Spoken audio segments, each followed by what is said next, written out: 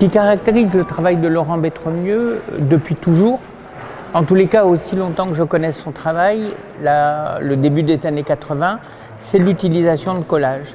En fait, la réalité pour lui n'est pas suffisante. Il faut que plusieurs réalités se mêlent. Alors, depuis tout le temps, il dessine, et puis il accumule ses dessins. Il en prend un, il le déchire, il le colle sur un autre. Cet ensemble, il les déchire à nouveau et il les recolle sur un autre. Et ainsi, de superposition en superposition, l'œuvre apparaît. 1, 2, 3, 4, 5...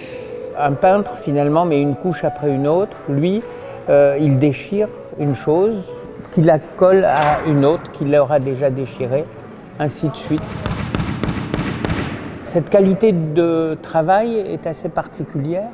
Elle est d'abord le signe de l'art contemporain. Elle naît au début du siècle dernier avec Picasso et Braque qui échangeaient leurs bouts de papier et qui, en les accumulant les uns sur les autres, inventaient une nouvelle réalité. C'est le projet de Laurent Betremieux depuis toujours. Ouais, tac, tac. Ah. L'autre caractéristique de Laurent, c'est bien sûr le corps, le visage, le titre de l'exposition, moi Laurent, et les autres, et tous ces autres. Et là, on est... C'est mon poil, ça. Voilà, on fait des progrès. Déchirer les autres, c'est-à-dire déchirer l'image de quelqu'un, ça porte aussi un grand sens. La reconstituer en la collant au corps de quelqu'un d'autre, ça apporte encore un grand sens. Je crois que c'est cette part humaniste de Laurent qui est faite à la fois d'un grand doute et d'une grande confiance dans les choses.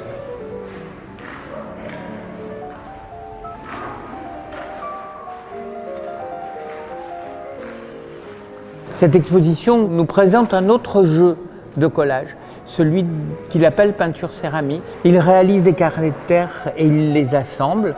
Il les cuit bien sûr avant et puis il les assemble.